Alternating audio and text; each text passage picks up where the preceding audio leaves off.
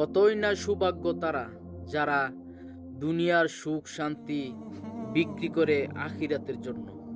এই মালয়েশিয়ার বাইটা তার নিজের গাড়ি বিক্রি করে গ্লোবাল সমুদ্র ফ্লোটিলায় যোগ দিয়েছে। আল্লাহ তাআলা তার এই দানকে কবুল করুক, আমিন। আমাদের অনেকজনেরই সামর্থ্য আছে।